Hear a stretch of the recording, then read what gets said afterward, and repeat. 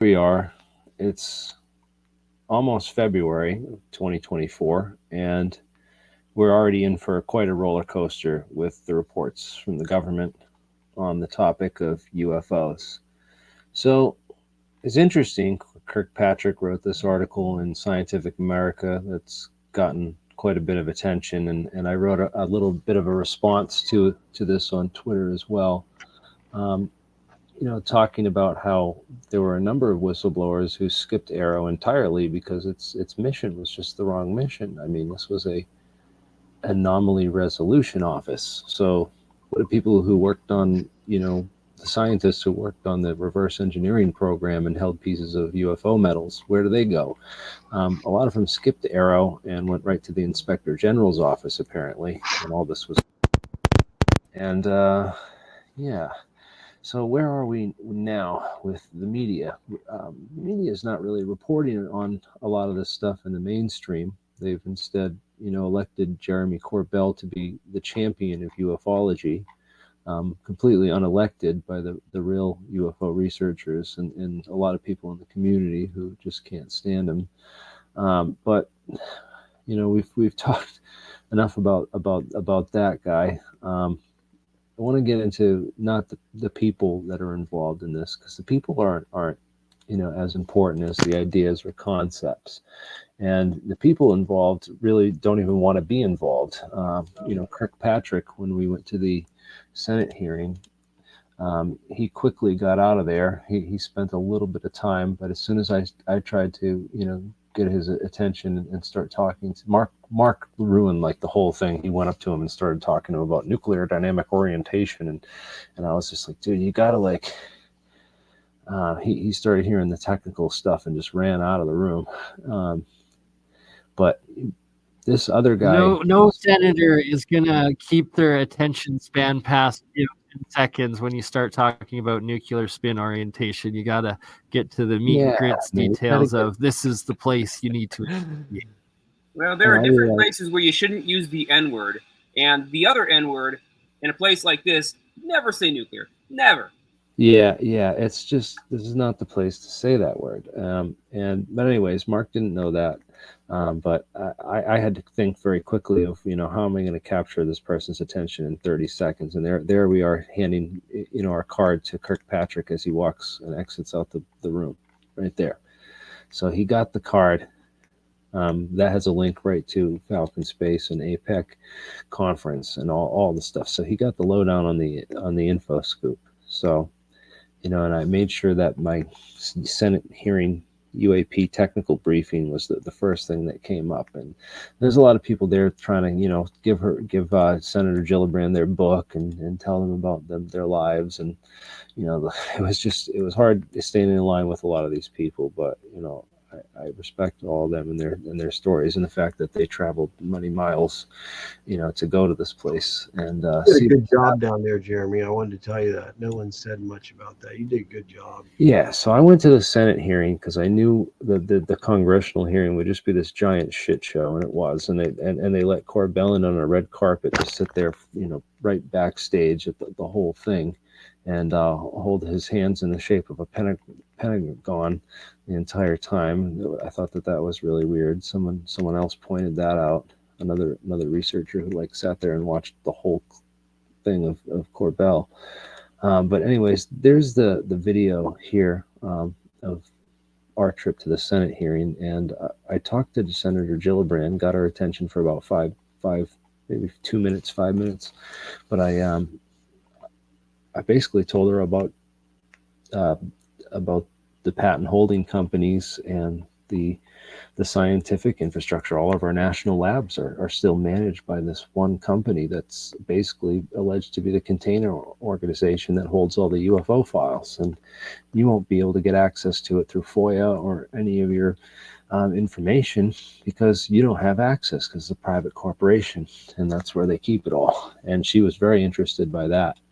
When you start telling people that, they're not even in charge and that they don't have access to this stuff, they start paying attention. So in any case, this other guy stepped in and like he swooped in as I was giving her the card. Not this guy, but there was another staffer guy, this older gentleman, and let me see if I can spot him out. I have his email. He's 6 feet big, right? This, He's a big guy.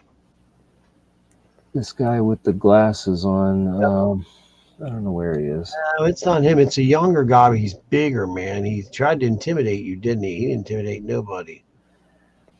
Oh, this guy too. Yeah, he's trying to be like, oh, you know, like, dude, They intimidate the Southie boy, man. Nope, not from Boston. Sorry, Jeremy got you. Yeah. So, anyways, no, it was not a hidden camera. We had open cameras in this meeting. So, no, it was definitely. It was open media to the world. There was also a closed door senator or hearing as well. Right? You weren't allowed in. That happened first, and a lot of the people that in that room cleared out after the closed door session. They weren't even interested in the public session, but Gillibrand was, you know, and but also, you know, I look at everything that's going on with this. And you have, you know, Sean Kirkpatrick stepping down saying that basically a bunch of these UFO grifters, which I warned everybody about this same group of people. All these people, I've been warning everybody since 2018 about this group and saying like how these guys work for the Pentagon to disrupt the narrative and cover up real UFO stories. And one of those UFO stories happened last year. And I was just shocked and amazed that the likes of Jeremy Corbell, who floats around a jellyfish from Dimension X, won't touch Ashton Forbes' video. He won't touch it, not with a 10-foot pole. It was like... Why was that? He won't even touch the hashtag through a social media account, like, of the article. You know, it's like it doesn't exist. Jellyfish from Dimension X. I love it. I'm using that. Dude. And with claims that he's got video of it going underwater, you know, the only important part that would actually verify a phenomenon. But I can't show you that. Only the part that looks like it's balloons or a drone, like and the part where it disappears in the sky too. Where's that at? I mean, Jeremy, how did you feel about the wasted time so far in the past 2 weeks? Incredible on all the news stations. The amount of news headlines. It's Operation Mockingbird in full gear, people, and they're ridiculing the heck out of this subject all over the media. They're using Corbell like a straw man and just beating the crap out of him like he represents ufology. And meanwhile, he ignores cases like he does because he's got the TMZ contract. All right, it's what streams free on Tubi and Cowbell on Netflix. Yeah, he's got all these shows on TV and distracting so many people with nonsense. But he won't touch Ashton Forbes' video. Why? Because it leads to the Espers, the infrared, space-based infrared satellite system that they had to film this thing with. That's a real system. That's classified information. They don't. That's why he won't touch it. The other one is the issue of the Edward Lynn, the guy who allegedly leaked the tape, and the 20 Freescale semiconductor scientists aboard that plane. All right, That's always been weird. The semiconductor guys. It is so weird that George Knapp has everybody digging and asking the government for that other half of the UFO video where the jellyfish goes in the water. That's where you need to be looking. That's where the evidence lies. It's like, this is PSYOPs 101. It's Operation Mockingbird. But why do we need to be looking and digging for it if Cowbell already has it and it doesn't release it to us? He's on that video for a year, supposedly. He couldn't have dug that up this whole time or gotten it, you know? Like, Jeremy and I have been studying this for years. George Knapp is the center of the wagon wheel. He really is. He is the center of the wagon wheel. If Corbell didn't work out, trust me, they just would have moved somebody else in there.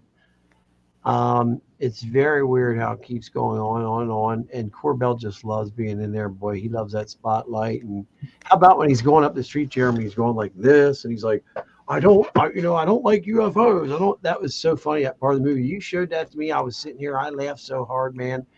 Some of the stuff he said was just so bizarre, man. Do you mind going over those emails again in a bit further detail? Was it originally John Lear that forwarded them first to you, Dan, or was it? I'll put it real quick. Listen, just hold on a minute there. First of all, Tanya. It's nice to see you down there. How are you doing, dear? Good. How are you? I'm doing great. We're doing great now that you're here. All these crazy guys in here. We need a beautiful woman in here to stir things up. Okay. Emmy, by the way, how are you doing? Are you all right? I'm good, Dan. Thanks for asking. Okay. All right. I just want to make sure everybody's okay because some people, you never know. All right. Here's what happened, Bernie, and this is very important. A little bit. Since I'm 90 years old, I knew John Lear for 80 years. No, I'm not 90 years old, but John Lear knew me. So what happened was, it's very weird, man. Gene Huff had got an email from Jeremy Four Names Corbell. We used to call him Jeremy Four Names Corbell because his real name, this is no lie, his name is Jeremy Corbell Kenyon Lockyer. What is it? Was Jeremy Corbell Kenyon Lockyer something else, right? No, it's Jeremy Kenyon Lockyer Corbell. So his real last name is Four, right? He's got the two middle names. Corbell Lockyer. Yeah, it's four names. It's funny. So weird. Anyways, I get a message from John Lear and it says, "Hey Dan, Four Names is sending this around." I'm like, "Oh boy, I gotta check this out." This is from Jeremy Corbell because we all call him Four Names. And so I'm reading this thing and it's out of this world. It's from Gene Huff and he wants to talk to me and Jeremy. And I was blown away. I'm like, "Oh my gosh, man, this is great." I never was expecting to get this.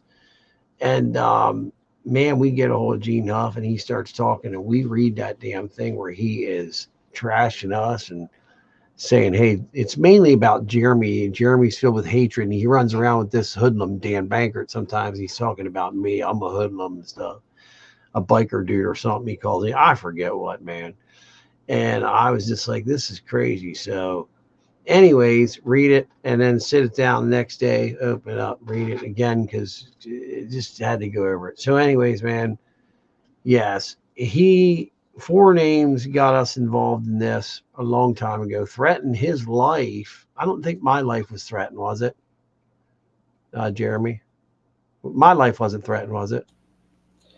Well, I remember one time you called me with you said the guys in the black SUV that chased you inside. You had to stick your head inside the freezer at the grocery store. Oh yeah, that is a absolute true story, and I believe that was the I think that was Air Force intelligence, like a Richard Doty type thing that was going on. They were very tall and shit. That was so weird. That to this day I have no idea who did that to me. But anyways, no. What I was talking about was this attack. They threatened. I mean, Corbell threatened like you, didn't he? He said something like he wanted to do something. Yeah, do you mind bringing it up, Jeremy, and rereading it for us? I believe it stated that it was from Jeremy Corbell to Bob Lazar, telling Bob Lazar that when he sees what Jeremy Reese has documented against Lazar, he is going to want to physically kill Jeremy, as if it's like notifying him that he's probably going to want to kill you because I would have went out there on my bike and beat the crap out of all of them. But go ahead, Jeremy. Yeah, he said he wanted to physically. He makes me want to physically kill me, and that. I shared that email on Twitter, and you know what? It is what it is. I don't like. Yeah, he did. You got to understand something. Dude, he's got a whole backstory, man. We went over it in that whole. Don't start sharing his emails every night, man. He'll get pissed off. But okay, let's just talk about this real quick. So that's what happened.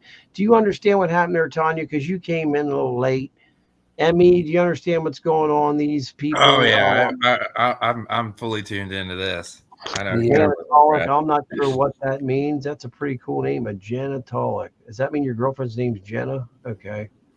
I don't know. I'm looking at that, but anyways, yeah. So that's what happened, Bernie.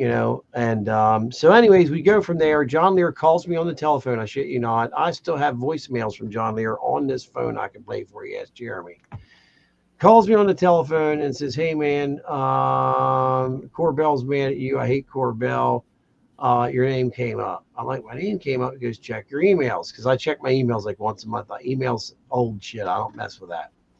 I get on email and there's a thing on there, man. This is from like 2021, somewhere around there. It's, I was like, wow, I can't believe this. I thought Lear was losing it because Lear sometimes was losing his mind at that point. So anyways, yeah, I get on there and it's Jeremy Corbell talking shit about him and I get a hold of him right away. I'm like, you're not going to believe this. Who cares about what Corbell says? Gene Huff wants to talk to us, man.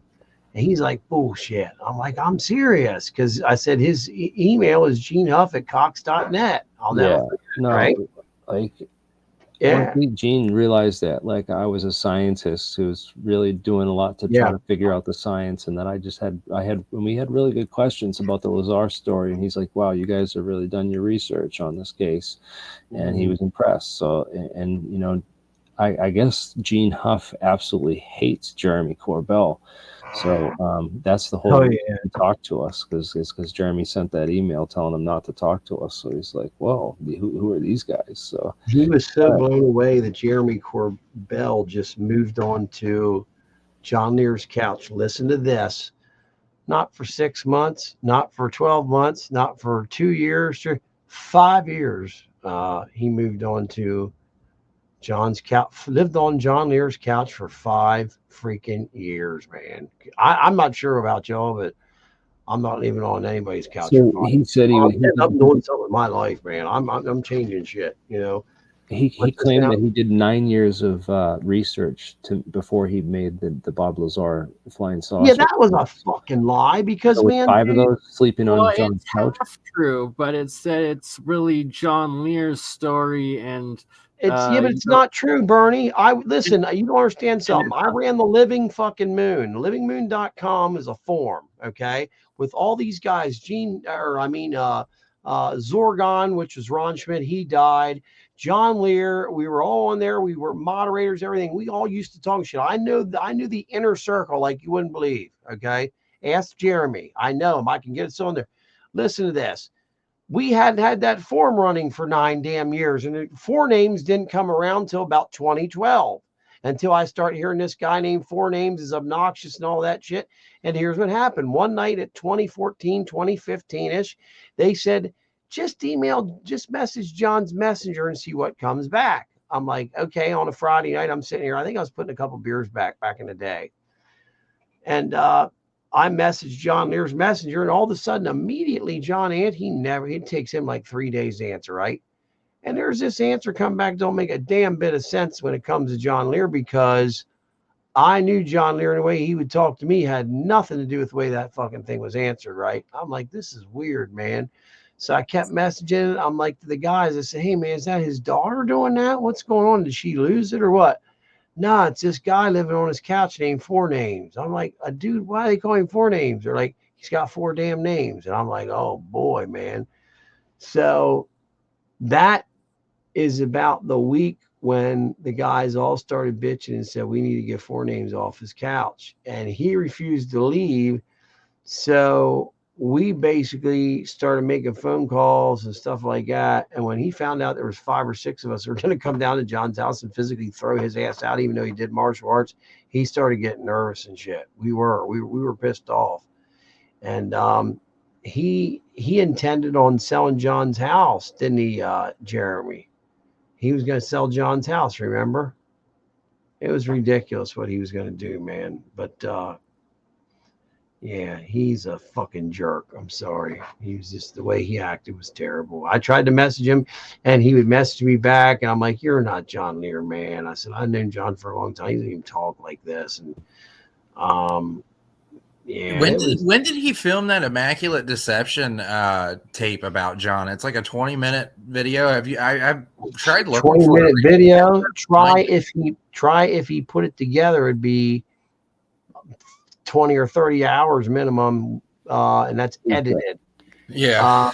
He did that video from, I would say, 11 until probably 15, something like that, filming him at night all the time. John was so sick of having the camera in his face that he started going nuts and shit. He's like, I want that guy out of my damn house, man. And John, we all know John popped pills and shit like that, party and shit.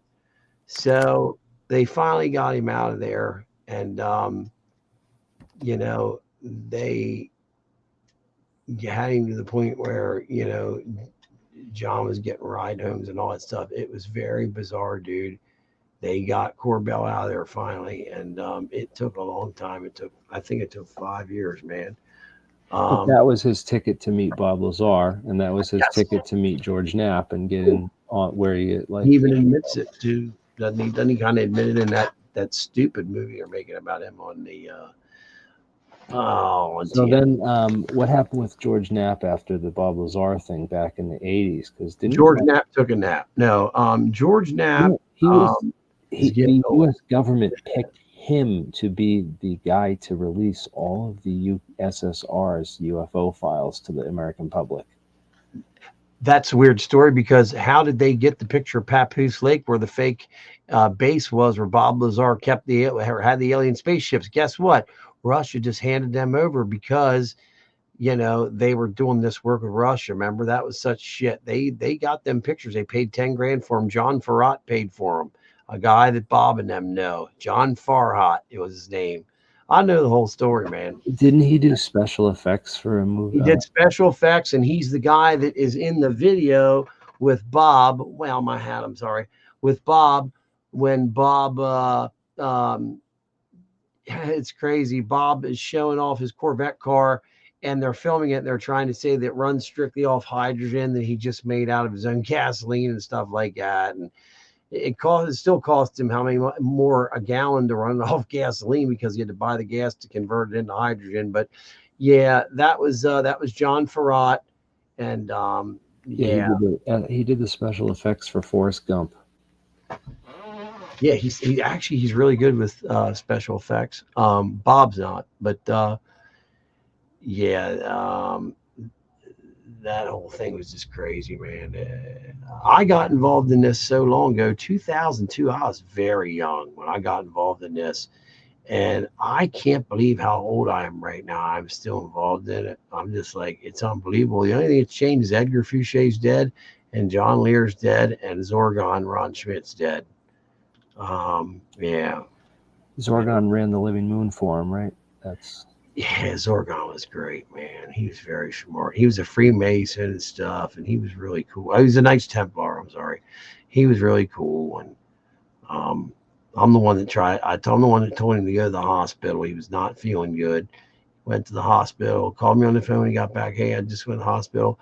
I got a phone call the next day, and it was his daughter. She said, hey, I knew you kept tabs on my dad. I found my dad dead on the floor last night. That's sad. All these people died. It sucks. Gene Huff's getting old, you know, and Gene Huff is going to rat on all these guys at the Bob Lazar stories a bunch of shit one day, man. Did the spoofs just take Alien out or Jeremy out? Where'd he go? I don't know. Jeremy. There he's back. He's back. Ooh, you okay? I'm worried about you. I'm checking out other stuff back. Gene Huff was asking us to go out and set off a firework with John Lear's ashes in it. Oh yeah, that's what he wanted us to do. Does any of you people live in Vegas out there? Is anybody from Vegas? Any of you? No one? I guess I've been out there a lot though. Tanya, you're not near Vegas or anywhere? No. 3 hours away, maybe. Oh, okay. Area 51 by no, we can't say anything now. Mm-hmm. I'm just kidding. Emmy, you're not near Vegas. Where are you at? I'm right by Wright Pat Air Base. Oh, that's I'm right. nowhere near Vegas. Me. You live near me. Oh, we're fucked. You live near me. You live a pool. Yeah, we know where you live. You live in a pool near Livers. That'd be like 4 a.m. in London right now. Yeah, I would like to do that thing with John Lear's ashes, but maybe we should put them like in a bowl or something and smoke them. I don't know. Maybe that would be better off. Just kidding. Lear was quite the party animal. If anybody would like to ask some questions about the days with the John Lear stuff. Oh, and you know, the whole thing with Bob Lazar and them, there's a real crazy part of this story. The Bob Lazar brothel. I know a little bit about it. I know some stories about Bob Bizarre brothel. Bob was a pimp daddy from Cincinnati. I shit you not. He had a brothel. And is it legal in that state though? No, there's no legal brothel. And how many places do you know in the United States you got whorehouses, man? Come on. Rhode Island. I'll do you. Well, the day I have to go do something like that, I'm in trouble. Okay. But I am getting older though, so maybe who knows. But let's what we're gonna say. I'm laughing and shit. It was legal. It was like here in Las Vegas were the only two places in the country that were legal prostitution. It's because of the mob. Okay. All right. Oh, it's because of the mob? Yeah, you had the Gambinos up where you were at. They ran the damn government, you know. But hold on, the government is built from the mob. Don't kid yourself there. Wait a minute. What did you just say about what? What did you just say there, dude? The government's built. The American government is a mob. There you go. Well, basically. Yeah, of course. Look what's going on. A fucking pack of gum costs $48. Gas, you have to take a loan out to get gas. Like, and you go get gas and shit. There's a guy alone. There's a guy sitting there and shit. You know, you fill a loan slip out and shit to get gas now, dude. It's so expensive. You take a loan out to get, you know, did you know that? Master Ion, did you know that shit? It's just Mr. Ian. Yeah, I remember you were with me. You can see that the gangsters in America are only remember you and me were on the in competition with the government, who were just more powerful gangsters. Remember those nuts the other night? First, there was a guy that was talking to a fucking 9-foot tall alien that took a picture of it. And then that kid said people were following him 500 to 1,000 miles around the United States. I rolled, man. I got out of there when that shit was going on. But we looked some stuff, you know. Was it Stuart? It was Stuart, the Scottish fellow, wasn't it? Yeah, are you talking about Bim Jim? JW, and I didn't. I put his description into AI and got it to produce AI pictures of JW as he was telling us the story, and then putting them up on the page, and it was shutting him up, mate. It was really, it was illustrating what he was saying didn't make sense. This guy, right, said, "Hello, how everybody's doing?" This is all he said, and it was a group like us. He would not let any of us talk. It was incredible how he took over like he was an alien. How about Jeremy got pissed and left and it was his show? He had SpongeBob or whatever you want to call it, or Page Bob hairstyle. It went down like this and it curled up, but that wasn't his hair. It was a picture of him, because he said that right there's an 8-foot tall alien that I took a picture of. He goes, that I've known for 30 years. He said, and that alien, what did he say? That alien I still talk to this day. And I'm sitting there listening to this and I'm like, wow, this is a fascinating story. But then you just realize it starts to really fall apart and you start asking questions and shit. The guy was so full of shit. I had a guy that had me going for a little while. He emailed me and he said that he had found some missing book from the Bible through his scriptures research, and that it was a book, How to Summon Aliens. And I'm going to find a picture of him for her. And he sent it to me with all these things. You have to like lay out the burning ropes and stuff, and like, oh my god! And then he says then he started telling me he went to the Vatican and they started trying to set it up there in the middle of the plaza, and they all got arrested by the Vatican police. What was his name again? Swim Jim? Or what? Trying to summon an angel or demon trans-dimensional entity like the Mormons or John Dee or who else has done that through history? Can someone tell me what his name was? Crowley did it. Crowley did it with another bloke locked into a room, and apparently when they opened the room, was it Slim Jim? Crowley was in a corner shaking. Bro, what was his name? It was Slim Jim, or what was it, man? It was Bim Jim. I put it in the chat. Vim. Oh, okay. Hold on. Okay, go ahead. I'll find him. It was Bim Jim. Bim Jim something, wasn't it? Yeah. I said slap into a Bim Jim and shit. And he got pissed off, and then he was gone like 5 minutes later. Hours, man. Oh, here's the picture of him. Anybody wants to see it? Listen, anybody wants to laugh. This was him, and he swore this was an 8-foot tall alien with a mask on. Here's the link down in here. It's his YouTube channel, and it's a picture of an alien with a mask on. I just posted it below this Bim Jim. Click on that link. It was like if you've ever watched someone interview Michael Horn, It was very much like that, because as soon as you disagreed with him, he called you stupid. Oh yeah, look at that picture. Look at that YouTube page, and that blonde hair guy says an 8-foot tall alien. It's funny as hell, man. Why is everybody so obsessed with aliens and crafts? So, like, shouldn't it be about like the science that would change the world? Like, that's something that bugs me out about all these UFO celebrities and everything. It's like that's what gets the attention. Yes. But Are you joking, Ashton? You're the one that has the fucking MH370 channel. How could you bitch about other people are bitching about it or talking about aliens? Oh my God, you're on every night. It's not that I'm against the idea of aliens. It's just it seems so inconsequential to my life. It's like, sure, if they're out there, are they going to come down and give me a new job? Are they going to gas prices go down? Like, what will change our reality is if we have different sources of energy. We don't need gas anymore, right? Like to your point before. I don't know, but I hear a crow. How free energy is rolled out to human beings is very difficult, because obviously you can't give humans free energy because there are lunatics out there that will use it to hurt us with. Exactly. I like you. And flying cars. The 9/11 incident proved that's why we can't have flying cars, because everyone would fly them into buildings. What is this? These are the symbols that summon the aliens. Great. Thank you for that. The symbols that summon the aliens. Oh my God, I know that girl. I went to high school with her. Not high school. I met her. She's from the town I'm in. That sentence to Beth, I shit you not. Listen, me and her met on here. She literally lives in the town I live in, and Bernie shows from Canada. That is crazy, dude. Ask her. That sentence to Beth. That's crazy, man. I met her like a month ago on We're getting thirsty in the chat here. I see some good stuff in the chat, but there's stuff going on. Yeah, this is the crazy stuff I get sent, dude. It's pretty nuts. Where is this show at? I don't even know what this show's called. Let me see. Ask him if he's ever. What are they calling that? The book of Bernie. Hi, Bernie. Love you. It's being called the Book of Aliens or something. Oh, look at her ignoring me. Hey, sense to Beth. Oh, hi, Solar. I live here, Solar. There's apparently the Book of Wars, which was taken out of the Bible. The Book of Wars. We're not allowed to see that. Where's that other girl at? Well, how about the Book of Wars by Smedley Butler?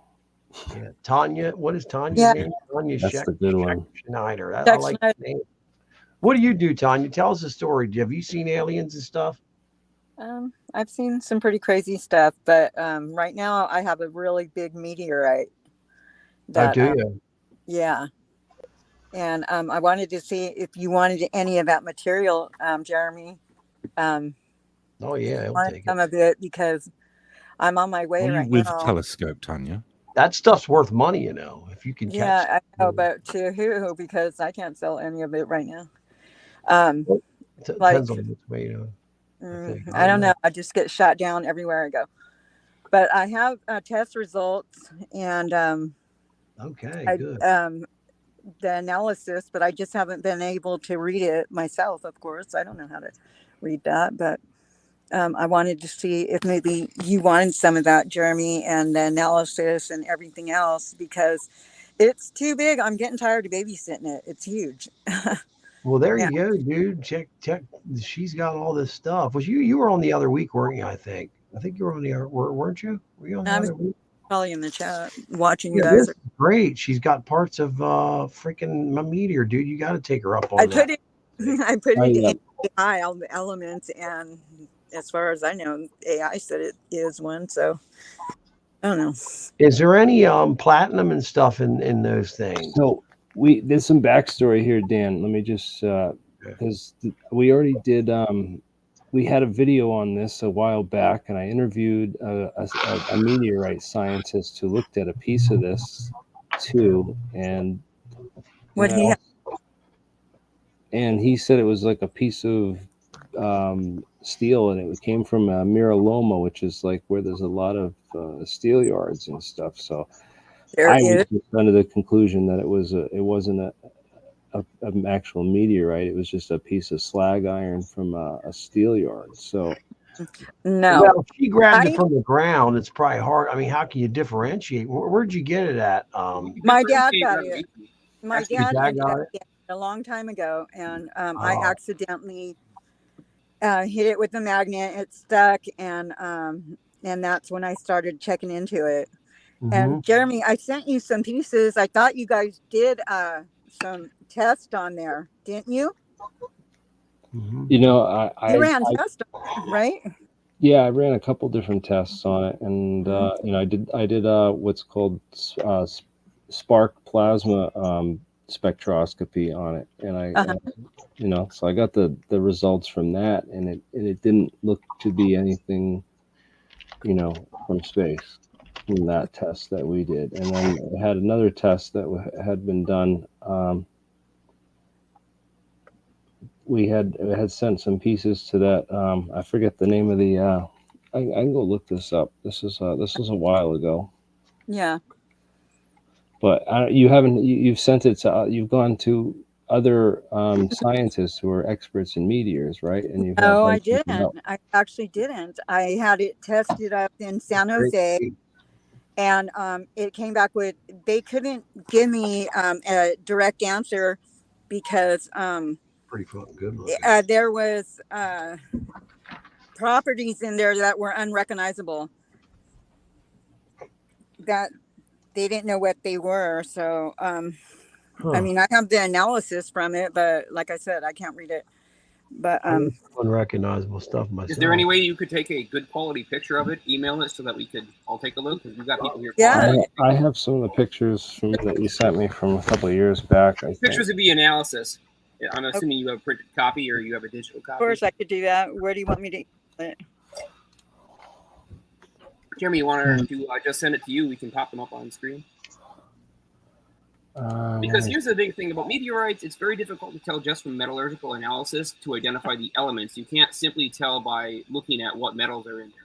What you can do is look at the crystalline structure. See, there's a particular structure that we cannot make on Earth.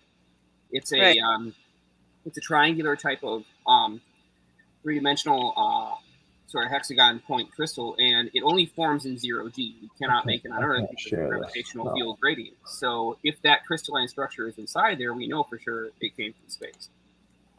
I know that there was a metallurgist that Bob Barish was talking to that said it came from Mars. So that it was a Mars meteorite. I never sent you that picture, did I, Jeremy? I know. The other thing too to look for in non-terrestrial objects is the isotope ratio. It doesn't matter if it's 100% iron, because iron on Earth is going to have a certain spin isotope abundance ratio of its odd nucleon spins. And so if that ratio isn't the same as our earthly iron, then it indicates it's from somewhere else. And that works even if you leave the crystal structure and melt it down, you still have that isotope. For argument's sake, so it's the isotope, it's not just the spin. So, for instance, if there was a high altitude plane explosion and metal was melted on the plane, which was spun off, as it's molten and spun, would that not create a similar?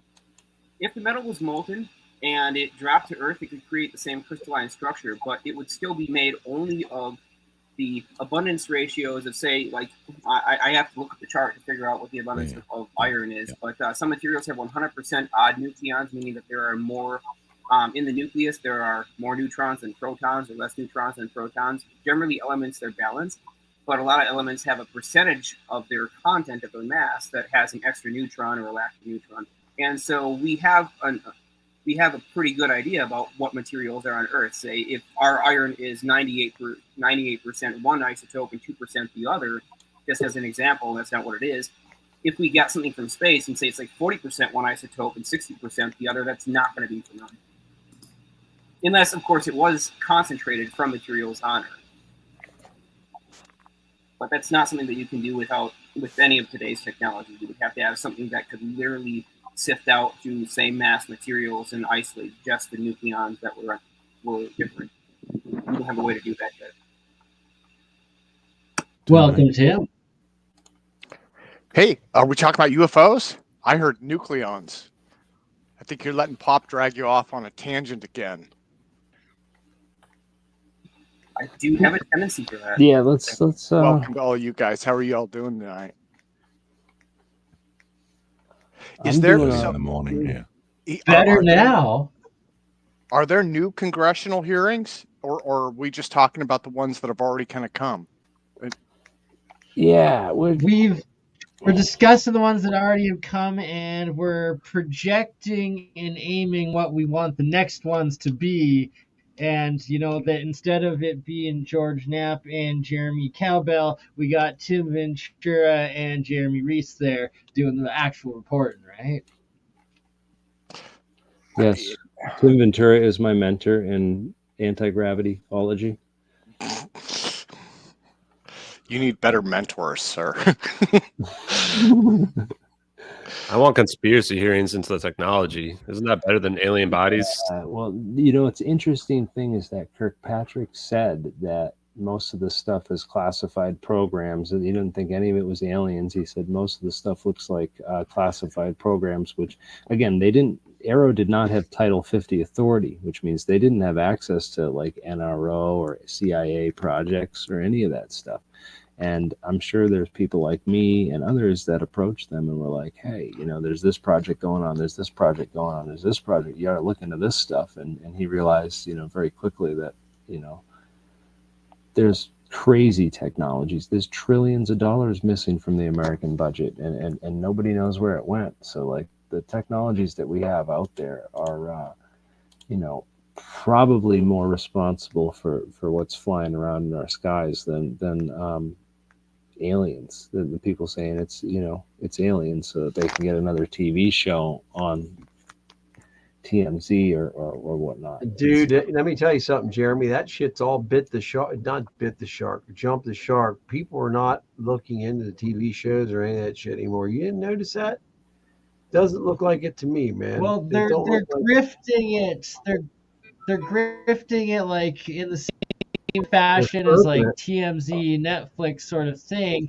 It's the same individuals, the same faces that have only ever been allowed to bring the story in, that they're claiming they're bringing the truth, when in fact it's like, oh, look, I'm Lou Elizondo, I'm an actual intelligence agent for the, well, he ruined himself by saying all that dumb shit, man. Right? Then you think Lou ruined himself, right? I mean, well, so Sean Kirkpatrick is he left Arrow in December, right? I think, and so then I think is Kathleen Hicks. I think she is the interim in charge. Or wait, there's somebody was appointed to take his place, weren't they? Yeah. You're right, Tim. I hate to say this, I don't follow that stuff because that stuff is just such a bunch of crap. But yeah, somebody did. Yeah, and I forgot. I believe it was like the second in charge of the organization temporarily was promoted, and they're taking it. It's always something going. I think it was Johnny. Wait, is that Aiden? Oh, that is Aiden. Yeah, it is. Yeah. He went with us. Oh, that's the one from last summer. Okay. Oh, look, his hair's all pulled back and shit. That is him. I think Johnny Depp is taking the field over in here. Oh, and there's Jeremy right there. This is last summer. Yeah. That actually went really good, Jeremy, because you thought they were going to come tackle you and stuff. Remember that? I was like, dude, you're all right, man. You had to piss real bad too, didn't you? I wish I was dressed like in a suit and tie, and I wish that I had a better cameraman. In 2024, you will be, and this year you'll be back. And what's the main company that you told the senator that he needs to look into that has all of like the nanomaterial? I know what he said. Yeah. He told me to go to Wright Pat. Or wait a minute. He said go to. You told him what school to go to. That school, Jeremy. It's right next to Wright Patterson. What's it called? You're always talking about it. This is the one. Hold on. Never mind. You know what I'm talking about. You're not talking about Battelle Memorial, are you? Battelle, he said, and that guy looked at him weird when he said exactly. Because Jeremy, his favorite word was Battelle for like 6 months, man. I'm interested if there's links between Battelle and Diego Garcia contracts, potentially Battelle and Antarctica contracts, as well as Battelle and Hawaii potential contracts. Jeremy really hit it out of the park with this presentation, didn't he? I mean, this is big. Like, this is awesome, but it's like big. There's like heft to this. Oh, okay. You mean when he was down there? Okay. I didn't know what was going on. No, this is the one I put together for the Senate Intelligence Select Committee on Intelligence, where I said, we're going to, because part of the big thing is how do we brief our senators on what's going on, because we have guys like Dan Warren who went down. I don't know how he did this, because I've called my senators up. I got to call them more. They were waiting for you to come in, dude. I'm serious. I just got to keep calling them and bugging them and be like, look, we need to set up a meeting, because, Dan Warren can get in there and go to this senator and get him on the map, do an hour-long interview with him. Man, why can't I go in there I'll have a pile of documents. I'll have this whole presentation printed out in a pile of documents where just everything is there for them and all the sources, and I'd have to print out 1,000 papers too to give them the whole drive and the whole. You're right, man. Everything, but man, could you imagine me going to my local congressman or senator and dropping off a package and doing an hour-long briefing discussion with them? A package. What if you save it as a PDF? Or if you can load an hour video that they can stream through Tubi that pops up next to the stupid TMZ as an actual, SITREP pack video for them, right? Like, there you go.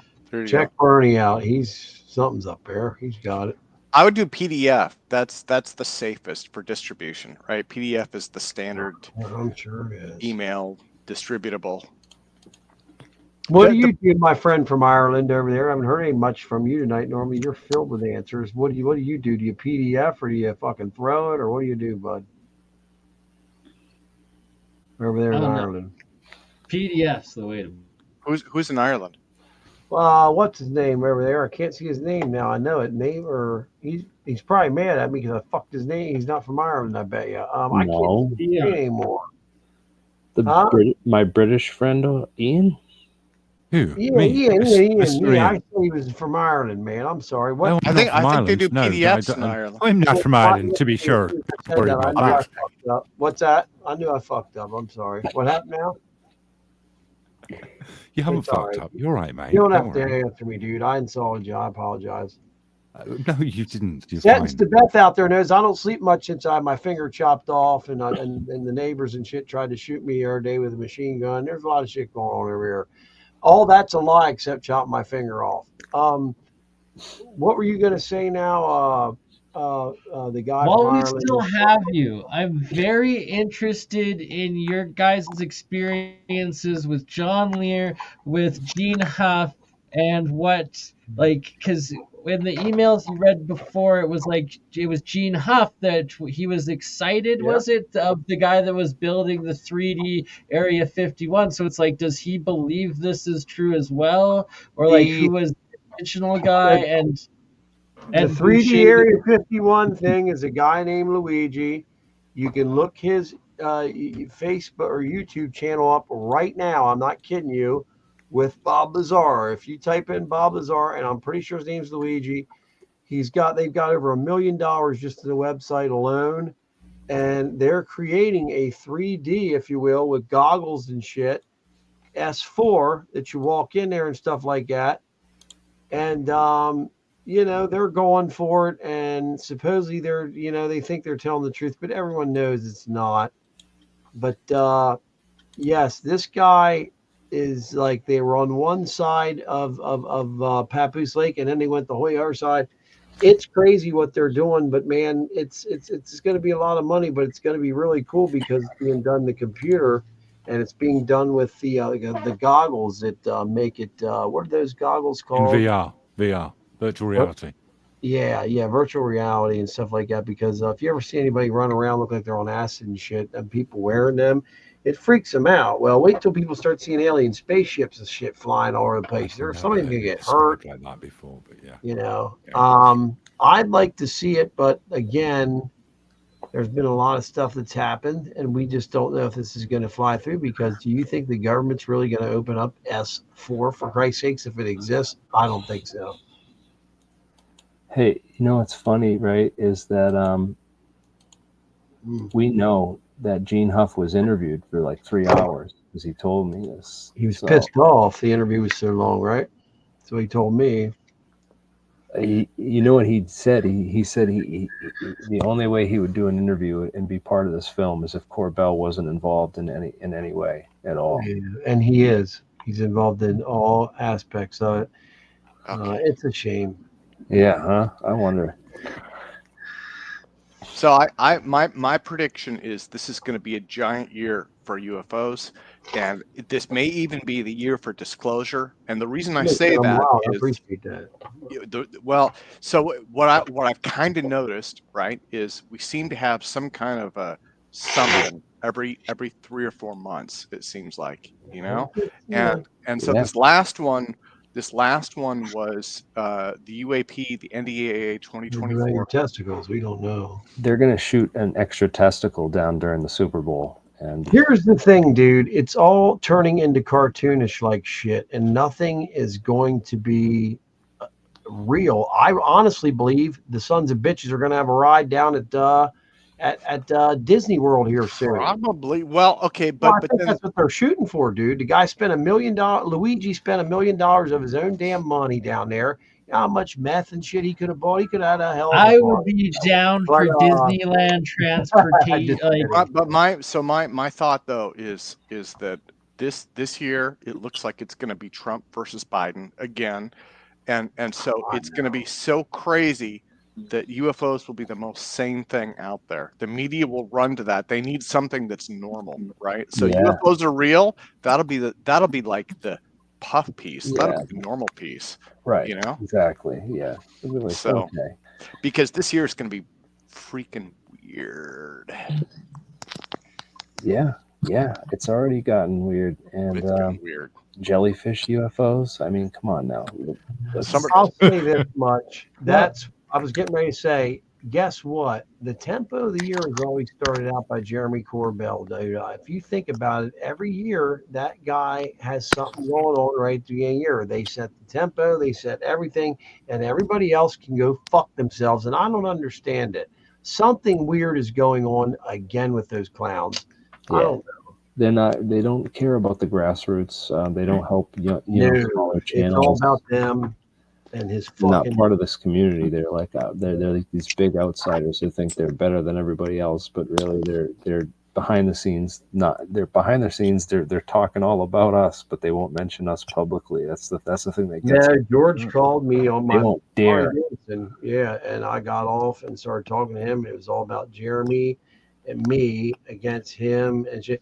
And Corbell, and I was like, dude, and it was so stupid. It was about, what was it about, Jeremy? It was about eating like something stupid, man. It was like, I forget, it was like peeling something and eating something. I forget, a contest or something. It was ridiculous, man. They would have won probably, but I don't know. It was something ridiculous. What was that, Jeremy? Because I called you, remember? I don't know, but stupid, dude. It can't be worse than George Knapp covering Desert Blast for 3 years and then pretending like he didn't know Bob Lazar. Yes, and you know what? They all have to. What's that guy saying? Solar take a nap, dude. I did get up at 5 and went to work, but I don't take naps for anybody. Now I lost my damn train of thought. Go ahead. People bitching me to take a nap. Fucking ridiculous. Go ahead. Take a George Knapp, man. No, I get pissed off, Let me ask you something, Richard Wynn, or whatever your name is. Why don't you come in, Dick Wynn, and have a good time? Come on in and talk to us. We're trying to keep some shit going here. Come on in, Dick Wynn. You can dish it out. You can take some abuse too. Come on. Yeah, you can take some abuse too. Corbell, come on, Dick Wynn. Come on in. So I took a fucking nap earlier. We all need a nap.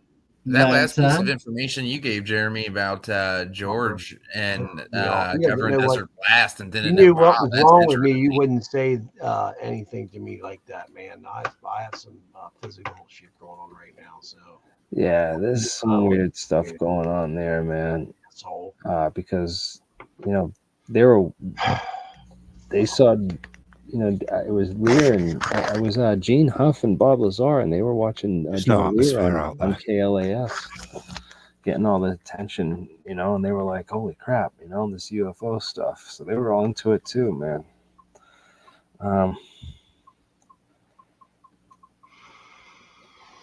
Anybody, Tanya, if you want to send me the new data that you got, please, you can email it to me. I'll take a look at it. And anyone who else has any information or evidence, you can please send it to us. We've interviewed more scientists, more of the real people, and we're going to continue to dig into this topic and give you guys, the real scoop.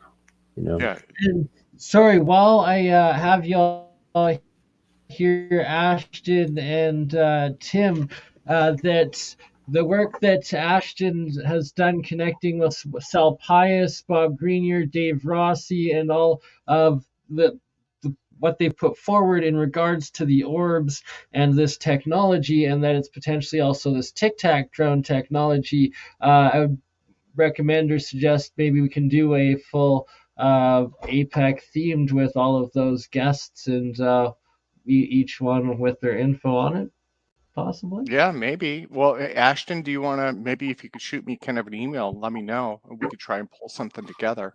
Absolutely. I think I'm following you on Twitter. I can DM you. You can send me your email unless it's public.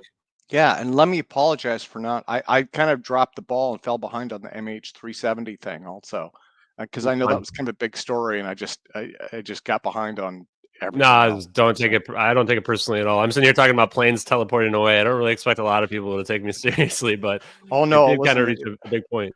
I'm in post-holiday recovery mode, man. What is it? It's January 25th. I'm slow, but it's. I appreciate you, though, Tim. I've seen a lot of your work, and you do good stuff, man. Well, thank you. Yeah, over the break, like for a lot of, I was just like, because it's so quiet during the holidays, right? So it was like, okay, I'm trying to get this scheduled and that scheduled, and then everybody responds all at once. So for like the last 3 weeks, I've just been like drowning in emails and stuff like that. But there's a lot going on, and I have a feeling. I mean, again, I bet you probably March we'll see, God knows what, but it'll be something. Yeah, I think it's been pretty incredible just connecting with all these scientists, It's engineers, gonna be a portal physicists that I've been somewhere. talking to about a lot of this stuff, because I've been watching some of these APEC presentations, and I'm going, wow, like it really feels like this technology is just out there, and the public's just completely oblivious to it because everybody's too busy talking about jellyfish aliens and stuff like that. Yeah, it's easy to get distracted. Look at the silly monkey. And I think it's exactly part of the plan for to keep. I mean, it's just this Congress is just a crap show, and these politicians in general, it's to try to keep them corralled in an information quarantine and keep them far away from the realization that, hey, there's trillions of dollars missing from the budget, and every year it's like it's in the billions, and if you don't count the money that they launder through the drug cartels and the banks, the banks launder billions and billions of dollars. They get caught, they pay a couple $100 million fine. It's like a slap on the wrist. It's like the price of doing business, it's called. So Jeremy, we're being massively distracted at the moment. A lot of the rich and the elites have bunkers being built at the moment with a completion date of November 2024, with something called the event happening in early 2025.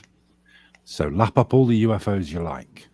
Because well, if I was going to take a guess, I mean, I've seen things going both ways, but it looks like war is coming our way. I don't like to say that, but that's they're calling it the event. They're calling it the event, and it might be a freeze off. That's what they're thinking. It's because things are getting. I vote no for nuclear winter. No.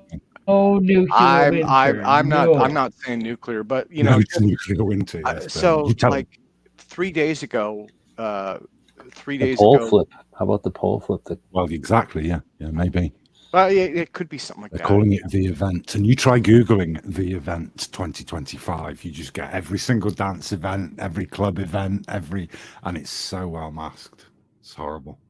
So it may well be a conspiracy, but it's There's a 6-story building built beneath Denver Airport, and there's tunnels out of there going somewhere. So I know that. It's funny, they make fun of it. I've flown through Denver a lot of times, but I have a quick question for you guys in terms of like, do you guys try to reach out to the congressmen and senators in general? Because I feel like that's an avenue that's untapped, right? As I've seen some of them now, they realize that this topic is something where they can get some publicity. I saw Congressman Burleson. We've seen Burchett out there a lot. Like, so to your point, Jeremy, it's like, how do we get them on board to like realize like, hey, we need to be looking at these black budget projects? Like, I feel like the information's out there to like push that ball forward, but it's just no one's picking it up.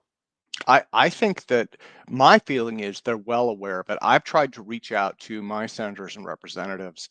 The problem is, like, I live in Washington State, and that's not a focus area for them, right? And so it's not that they're against it, it's just that that's not their priority, and they're just kind of like, you get a pat on the head at the most, right? They're like, okay, good boy, go home, we heard your email. But like, now for people who are in Burchett's district and things like that, that would probably be really valuable because it's a vote of confidence in what he's doing. And I'm sure that people who are in those districts and in those states probably are reaching out. But then my other thought too is, there's a lot going on behind the scenes. And again, last year, I mean, this is just my perception, but David Grush was a shot across the bow. And I don't know what that means, but I know for me, that was pretty mind blowing. It was like we had this UAP narrative and Tic Tacs and Nimitz, and everybody's kind of moving forward. And it's like, it's like, ha ha ha, it could be aliens, but maybe not, and then all of a sudden he put on the clock, like the official clock, that hey, yes, they've shown up, it's actually true, they came throughout history at the nuclear warheads, like it's beyond our technology, it's actually really been going on for decades, sort of thing, multi-decades. And I I don't think it was ignored. I think it's, well, government is slow as heck to do anything, but but then, I mean, I have a feeling that more is coming. And and again, just based on what I've seen in the past, it seems like every 3 or 4 months, about once a quarter, we have something. I mean, last year we had the balloon shoot downs earlier in the year. Remember that, with F-16s shooting down Chinese spy balloons, and then more drone-like than any jellyfish balloon that the cowbell put forward, right? Like, why didn't we get a single picture or video of those? One sounding, or a couple sounding star or Tic Tac, like, right? If you're being conspiratorial, right? There people have said there's a disclosure timeline. If we're taking the conspiratorial view, you could look at this and say, okay, they're letting this out at a pace that people can absorb, and that would make sense. I mean, because last year it was definitely a buildup. It was like boom, boom, boom, boom, then drop the bomb, and it's going to take people time for that to kind of sink in. That, or if you're not conspiratorial, you still have a lot of folks out there who, like, in Congress, and people who are pushing on different things. It's going to take time for them to kind of percolate through, right? Like 233 days, 233 days since Grush announced, and still no evidence. So exactly what you're saying there, Tim. Well, and supposedly all of his evidence is there. Then there's this question of who can see it, and that part I don't get. But yeah, I talked to the AARO representative, and the person told me, because we had a conversation, and I asked about the shoot downs in February, and he kind of gave me the same Kirkpatrick line that, it was just balloons or something. And I'm sitting here going, like, I heard the NORAD commander literally say they weren't calling them balloons because they didn't know how they were floating. But so it's just like, I can't tell what the psyops are and who's telling the truth anymore regarding any of this stuff. The cube within the clear balloon sphere. Yeah, that was radio reflectors. Ryan Graves, right? Apparently, radar reflectors. Yeah, it's an existing design. Jack Sarfati said that was also similar to what's called a Visser sphere. So, I don't know. Yeah, Matt Visser. But I do think that going after the government in terms of the politicians is a move that, I mean, people in the chat are going, the politicians can't do anything, whatever. But like what they do is they get in front of the media, right? Like we're seeing more and more media attention on it. And I think, you know, even to Tim's point, yes, they kind of like pat you on the head and they send you on your way. But like if you kind of use them against themselves, which is what do they want? They want to be reelected. They want attention, right? It's like, there you go. We're getting this thing that's starting to get into the public sphere. People are starting to pay attention to it. And you can kind of attack it that way. We're like, hey, you might be able to get a little bit of clout here if you know, make a statement on this, do an interview with somebody who like knows what they're talking about. And then we can guide the discussion away from jellyfish aliens or whatever. That's and the towards problem. like No one knows what the fuck they're talking about. They just don't. Nobody knows anything. They just don't. The private industry don't know anything. Government don't know anything. Even the whistleblowers don't know anything anymore. They have to ask fucking questions about what happened 25 years ago. It's ridiculous, man. I don't know where we're headed. Somebody, most somebody politicians are sponsored, aren't they? If a politician wants to run a big election rally, they have to pay for that rally. And I will never. A big corporation, as long as they mention them or make, you know, the suggestion that. Ian, when's the best? What's the best whistleblower that you ever can recall in your lifetime? Because you come from over across the pond. I'm very interested to hear this. I can only go by who I've met, and I've got to say Gary McKinnon. Gary McKinnon, for real? Poor lads to have found what he found. He wasn't looking for that. He was just. I'm blown away by that. You know what I mean? It's officially acknowledged as the largest U.S. like data breach, governmental data safety breach in history to this day. Was still Gary McKinnon. What about that other guy? When they made the movie about? He's living in Russia now. You're talking about Edward Snowden, but one UFOs and the other one is. Let me just. Can I ask you a question, Ian? Are you saying that because you met him on the show, or do you really feel that? I mean, be serious. No, I really feel that. I really feel that. I think he's massively undervalued for what he picked up on, and the deal that it's not a glamorous thing. That they're like submarines, basically. It makes sense. It makes sense that if the military, like, look at what happened with the ocean, with the Titanic submarine thing recently.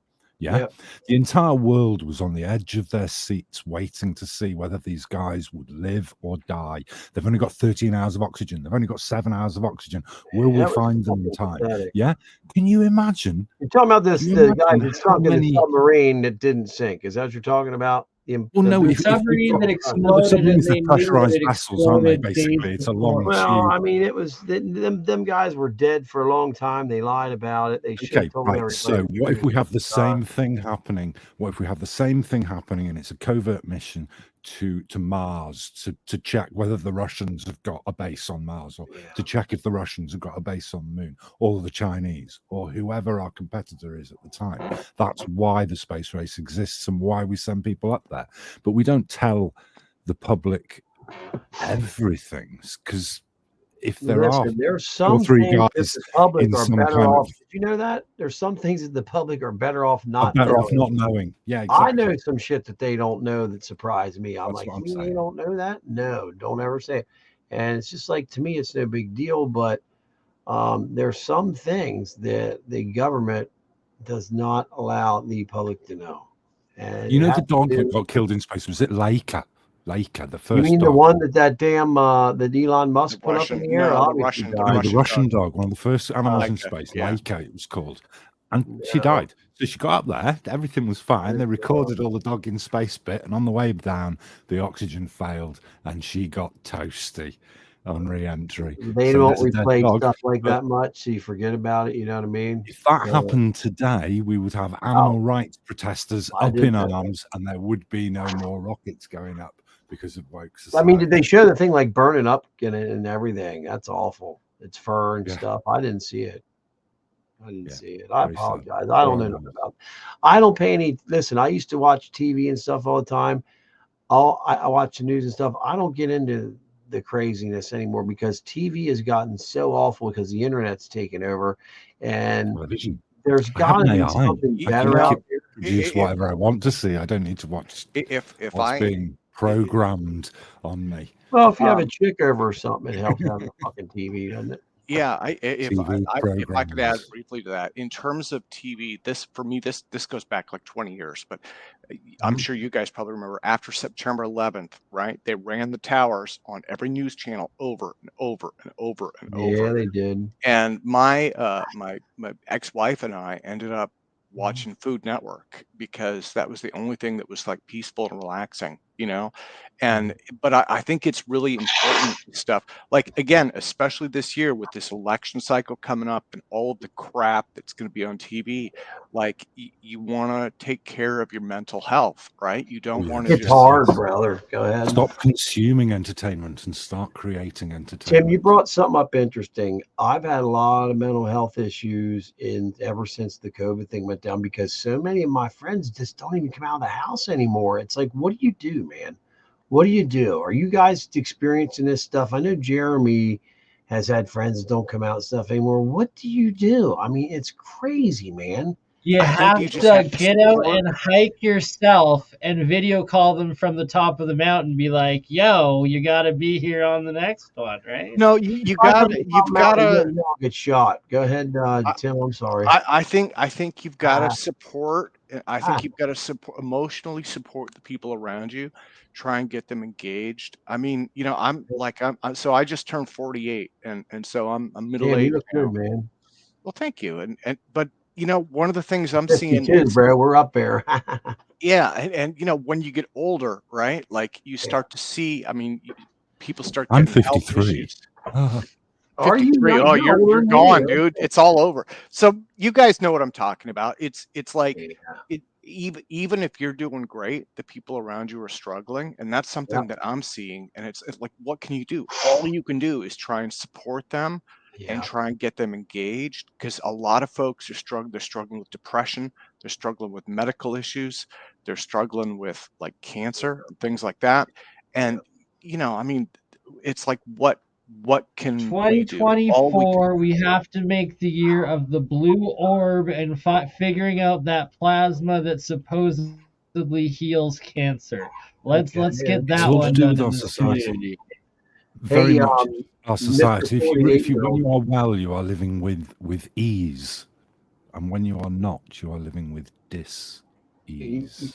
You know, Tim, I had I'm sorry. Tim, I had a serious accident, and Jeremy will tell you. Last year, dude, I was doing great at my job. I loved it. And last year, dude, the most oddest fucking thing happened. I had a trip scheduled to go on this $10,000 boat ride with this chick I was dating.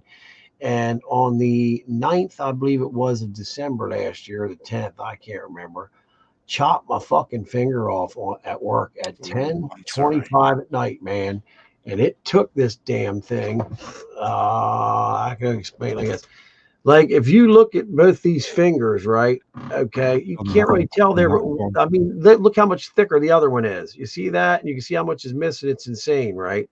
Oh, but they were able to reattach though. It never didn't detach. Yeah. But it was bent up in the air and it was just devastated. Look at this. Guess what?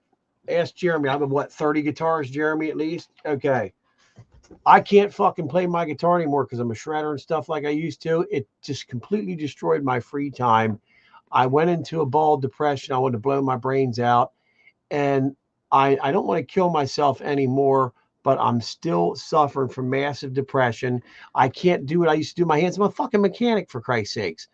I'm screwed in so many levels with my left hand, and it just Marshall, when I had my DMT experience, one question that I did ask them, or one bit of information they imparted to me, was that people that commit suicide are chucking themselves in the void, and they really don't like it because the future possibilities that entity creates. You don't know for sure, bro. You don't know for sure. Well, you're guessing, man.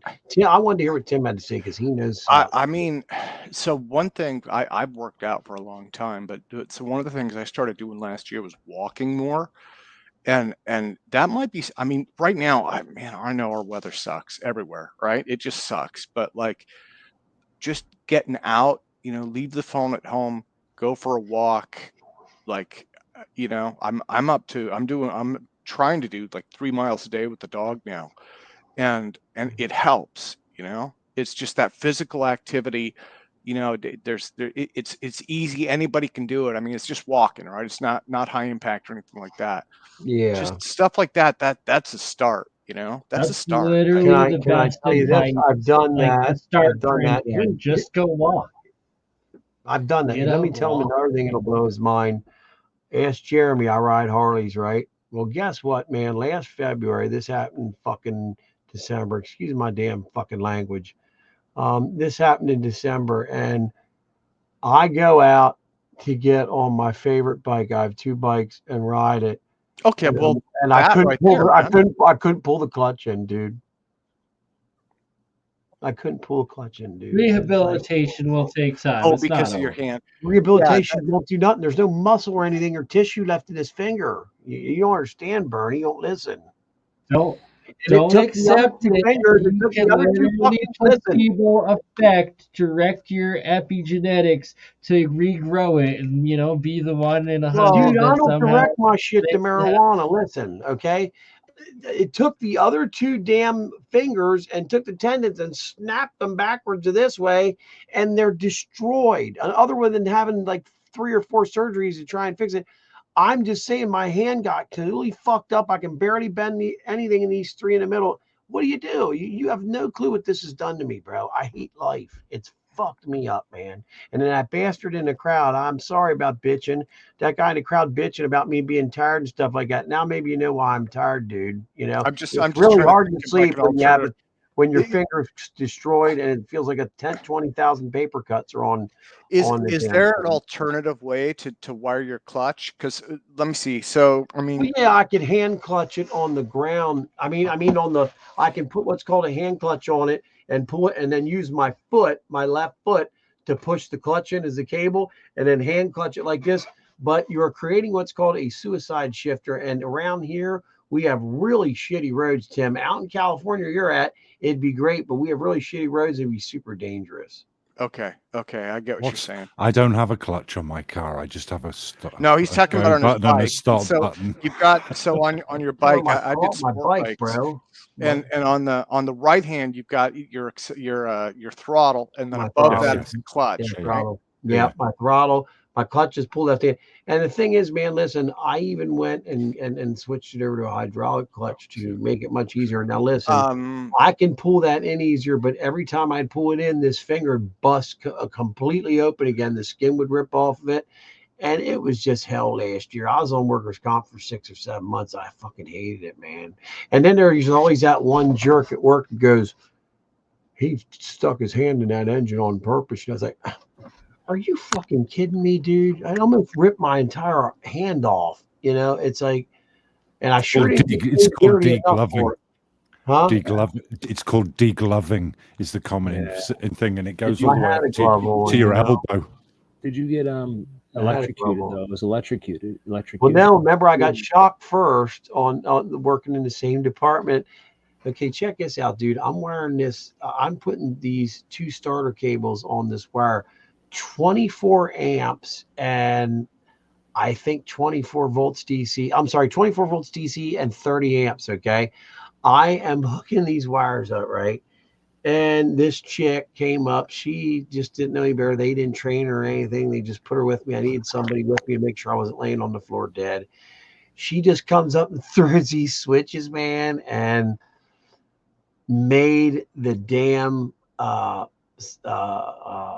she turned it hot. Lines hot. And and I had this 3/4 inch, 12-inch ratchet, and I'm tightening the one up, dude. And as soon as it got anywhere near a grounded part, it arced the whole way over and took the socket and turned it into the most incredible shade of neon green you ever seen in your life, and melted it into the engine, dude. And it shot sparks all over me. I still have the shirt, and there's 1,000 holes in it, and I still have my pants and stuff. That happened first, and then like 3 months later, I got the other injury with the hand, man. It's unbelievable. And I work for a defense contractor, man. Okay, so walking is good, but wear a safety vest, dude. Safety. Yeah, safety vest. Well, you know what, man? I used to love walking the treadmill uphill real hardcore. You know, that used to always get me in really good shape. If I was in New York, I'd be running up and down steps. Step running's great for you. We don't have anything like that around here. I'm in PA, man.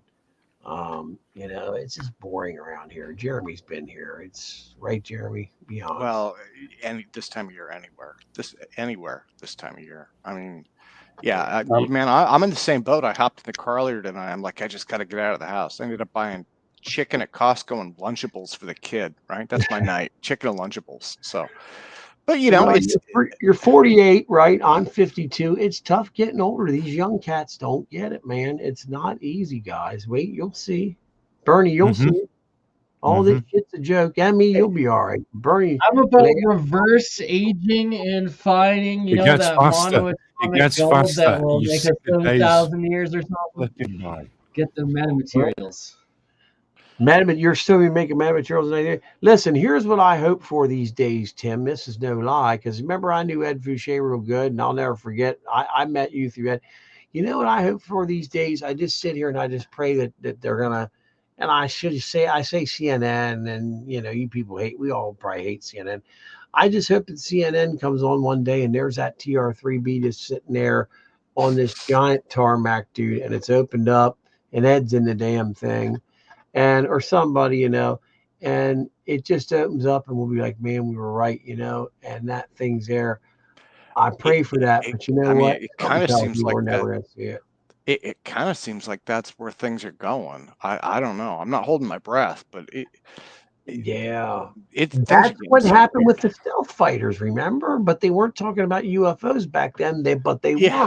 They were in Parhump, Nevada, and they were out there. They just weren't around here.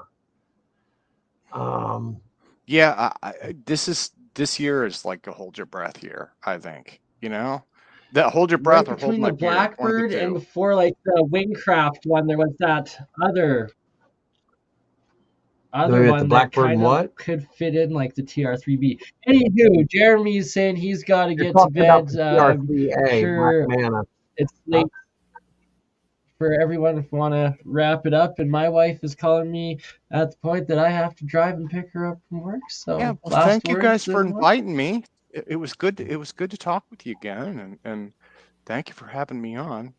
I should apologize for interrupting Jeremiah earlier. I was just teasing him, and now his blue orb is quiet. No, it's okay. It's okay. I guess I'll just mention this one last thing as another side tangent to prove your point, right, Tim? Where I'm going to squirrel us. So I did just finish the 3D print that Simon made for this very interesting device called the Morton Effect Pulse device, and it's based around the scalar discharge topology of a close parallel plate spherical capacitor that drops its energy in an extraordinary short period of time. We're talking probably less than 1 nanosecond.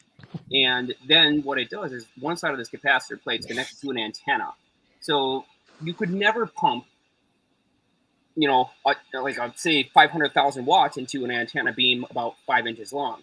But in this case, it's being done electrostatically. So here we're looking at the effect of what happens when you increase the scalar potential in some unit of space by a insane amount over an incredibly short period of time, and what it will do to epsilon. And we're looking for those propulsive effects. So I just got that part printed. It looks gorgeous. Simon did a fantastic job. And I've got the cup hammered out, the ball with its brazed time terminal, and soon I'll be mounting the antenna and putting this all together. So I'm pretty excited that we're going to maybe have a gravitational pulse device that's way simpler than Popp came off. Way simpler.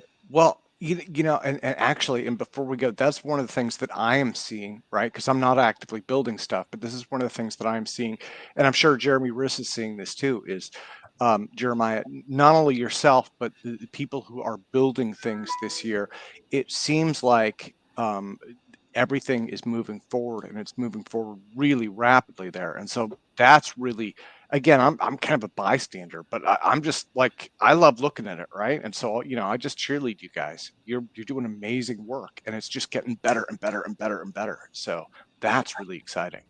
Well, as far as mods go, I'll still give you the credit where it's due. You're the best mod that anybody could have ever asked for dealing with these derelicts. People like me that like to squirrel and people like Jack that like to curse, and people that are really, really too quiet or whatnot. You can deal with them all, and you can do it elegantly and professionally, which is certainly a talent that I do not have. So. Well, I appreciate you saying it, but trust me, I'm just being a fan of watching. I'm just watching everything that's going on, and it's wonderful. Tim, it is wonderful. Tim, you're not related to Jesse Ventura, are you at all? No, and you know what? That's not his real name. I didn't know that. I saw that a while ago. Yeah, I know what it is. I know his brother. Legit. Tim you can Janos. be Tim Ventura. Tim Janos. Did you know that? That's not his real name. He's actually a Polish guy. Who? Jesse Ventura. Jesse Ventura's last name is Janos. Yeah. His brother. He has a brother named Janos too. Listen, Jan Janos and Jim Janos. They're both Navy SEALs. And that it's true that they were SEAL team guys. They weren't in long. One was in 6 years, one was in 8 years. Yes, Janos was last name. Actually, believe it or not, that's Greek. So, yeah. Oh, is it Greek? And as a moderator yourself, Tim, it makes a lot of sense why your initials are TV, seeing as you do have that role. What did you just say? What the fuck? I don't know, guys. You know me. I'm not exciting, but again, I would. Chicken and Lunchables. Right? Yes, you are, Tim.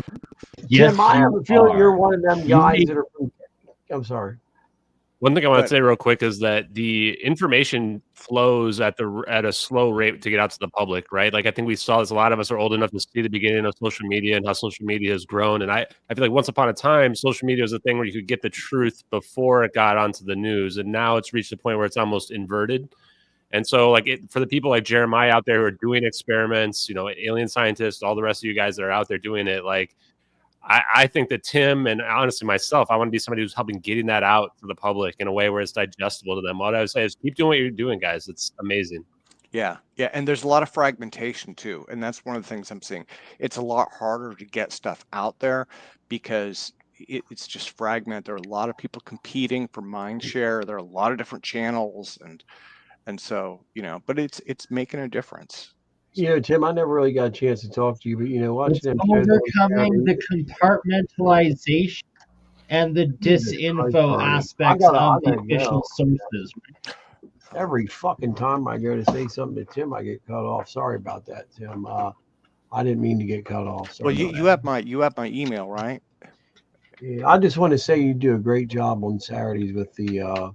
Oh, well, thank you. Because sometimes I don't think you think you're appreciated, and there's a lot of people that watch that, and you don't realize that I sit here a lot and watch it, and it goes on for hours. The APEC, and thanks for doing that. Appreciate that. Thank you. Yeah, and I mean, all I do is play traffic cop. That's it.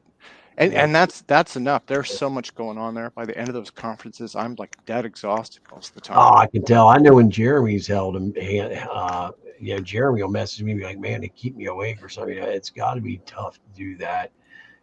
You guys have a lot going on with that stuff, and you guys are the head of ufology in a certain way, but you're the head of it in the honest way, and that's important, dude. Who wants to be known as the cheater or the that's called integrity. Yes, have integrity and stuff. It's like Jeremy, you're doing it the right way. It's going to take a while. But you know what? In the long run, I appreciate you saying that. But yeah. I know Jeremy he's just look at his subscriber base, 120,000 subscribers now. So for me, I'm just trying to get people's message out a little bit, so. If you do talk to a 7-foot tall alien, ask him if they can fix my back, please. We probably have injuries you need fixed. I got something to try. Okay. I don't want to, okay. So I had a buddy and he rides Harleys too. And his girlfriend got him into yoga 6 years ago. And at first he was like, there's no way I'm getting into yoga, right? Because he's kind of like a biker guy. Yeah. But he did it for a couple of months. His back was so locked up he could barely move because he'd had an injury. And I didn't see him for a while. The next time I saw him after that, he does yoga every day, and he says if he stops doing yoga, it starts to lock up again. But he's like, it cured me. He's like, I quit going to the chiropractor, I quit taking medicine. So, I mean, I don't know, right? Like your mileage may vary, but it might be something to look at, and it's basically stretching. So that would make sense why it's helping. It just works out those tendons and stuff. Guys, I got to drop out, but I just want to thank everybody for being here. Tim, I followed you on Twitter. Maybe can reach out to you. And thanks everybody for the chat tonight. And I'd like to get in touch with you, Jeremiah, at some point as well. I'll try to reach out through AlienScientist. Jeremy, appreciate you guys. Everybody, Bernie. Have a good night, guys. Thanks. Ashton, real quick, thank you for having balls, dude. I mean, you give them people, you don't let them talk down to you and stuff. And you've impressed me because I thought a lot of times them bastards can harass you to the point where you back out, and you didn't let that happen, man. And me and Jeremy have said that. I don't give a fuck if you're wrong. You know why? I like the fight you're in. Okay. Thanks, man. I'm not saying you're wrong. Hey, I'm not some saying people have steel balls. Ashton has 4 orbs of interdimensional makeup. All right, you know. Well, it's a tough life for us guys who are talking about teleportation out there. You know what I'm saying? I agree with what you said early on, Ashton. Like what you said was absolutely critical. Why are we focusing so much on who might be making these things when we should be focusing on how we can utilize what they've made? We should be building this technology. We should be focused on the tech, on the implementation, on how us human beings, us little creatures on this earth, will be building these things. And that was absolutely something that I think is the biggest point of contention for me personally in this community. So many people want to try to delay and defer the focus away from what we can actually do. As Jeremy has said best, actionable intelligence. If it is not actionable, it is worthless. It's entertainment.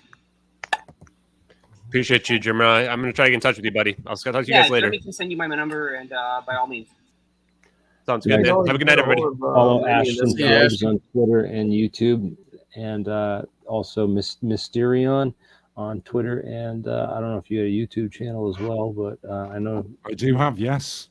Mr. Eon on. I think Steve's on his way to say hi at the moment, just to.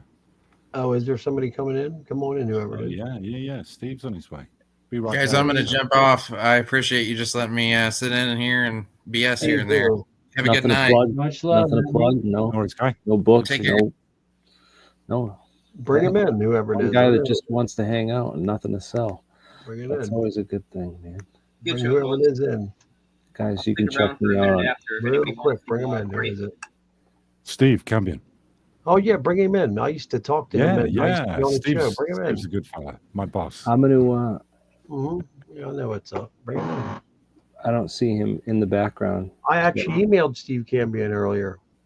I was planning to shut it down right now, but hey, listen, Steve, I'm sorry. We can do another show another time. And he won't come in. Probably on here backstage after. Is he on his way? He doesn't want to put that shit behind us, I guess. Oh well. It's all right. We'll have you on another time, and I gotta get John Gold on another time coming up soon. So thank you all. Hey, look who it is, Bim Jim. Don't come in, Bim Jim. The things are messed up.